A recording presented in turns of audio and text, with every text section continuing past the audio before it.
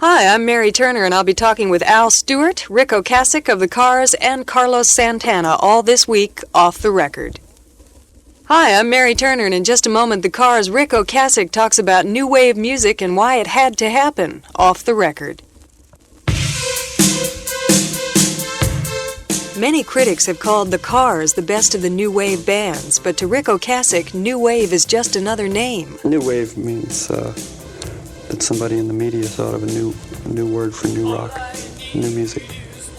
All I think that was happening was that in music in about 77 was in the United States, and maybe in England in 76. The mainstream was beginning to become very boring, and there were not too many new bands getting signed, and the ones that were getting signed sounded like everybody else, and there just had to be a sort of a small little revolution. And of course, there had to be new ways to scare parents and new ways for, people to feel they belong to something new. So a lot of new bands cropped up in England and at the same time in America. It's just they weren't getting noticed, even though there was a lot of new ones.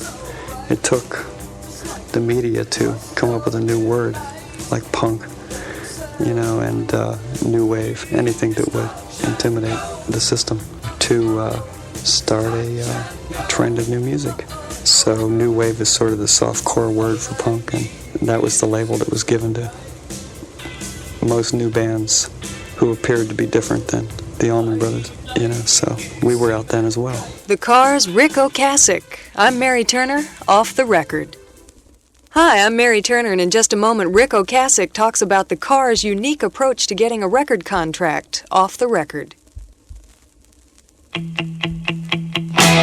Usually it takes a record to get radio airplay, but the Cars had taken tapes of their songs to Boston radio stations and got lots of airplay before they made their first album. Ric Ocasek says it was the airplay that got them the recording contract. Most of the bands we had, I had always been after record companies, done tapes and, taken them to New York and tried to get signed many times. Usually it was just either too esoterical or just the music was off, or there was, something wrong. Or maybe it was good and they didn't know it. I don't know which. But the Cars, we were getting airplay in Boston on some of the other bands that we had had. When the Cars came out, it was just a matter of adding, the new band to... There was a lot more reaction to it. I mean, when we took Just What I Needed, the tape, they played it pretty heavily, once an hour or whatever, until other stations started picking it up and wanting to record it as well. In fact, even the AM station wanted to play the tape of Just What I Needed. That's how much it was requested in Boston. So, but we couldn't do that because we figured there would be nothing, we couldn't back it up, we didn't have a record. So anyway, at that point, and because we had a pretty good local following, record companies started coming around at that point.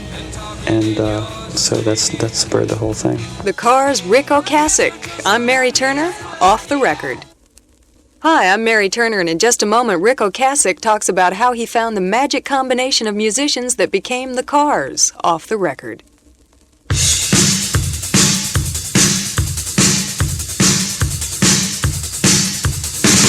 Singer-guitarist Ric Ocasek and bassist Ben Orr had played together in several bands in Ohio, but it wasn't until they both moved to Boston that they met up with the other musicians who would eventually become the Cars. Well, when I moved to Boston, one of the first people I met was Greg, just doing some studio work. I was in the studio messing around, and Greg came in to do some horn parts on something. And from that point on, we sort of continued making tapes and listening to Helicopters and just playing, off and on.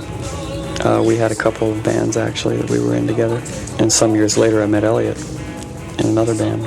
And, I had various bands, some with just Greg and Ben and I and a couple people, I don't remember their names.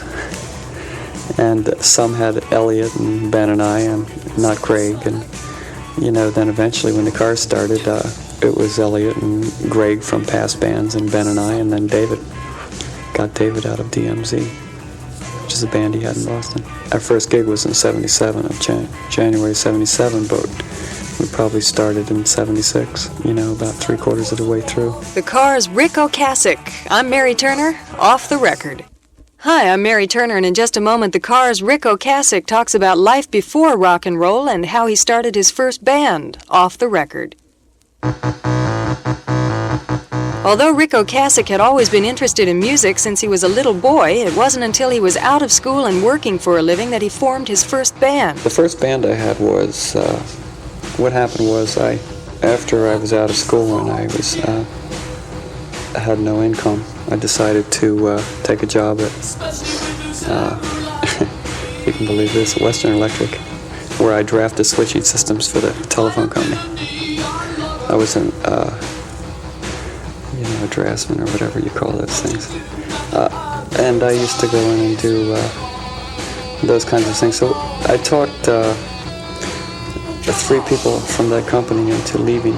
Actually, they were all about like me. We were all pretty spaced out and wondering why we were there. But we were doing it just to do it. And I was just fooling around pretty much with just, music then. I had a real interest in it, but I wasn't physically playing out or anything. So I talked 3 of them into quitting and buying instruments, which they did, and we started a band of non-music band, but we did actually end up playing in Columbus, Ohio, and various places, non-musical, primitive rock, heavy on the lyrics. The Cars' Ric Ocasek. I'm Mary Turner, off the record.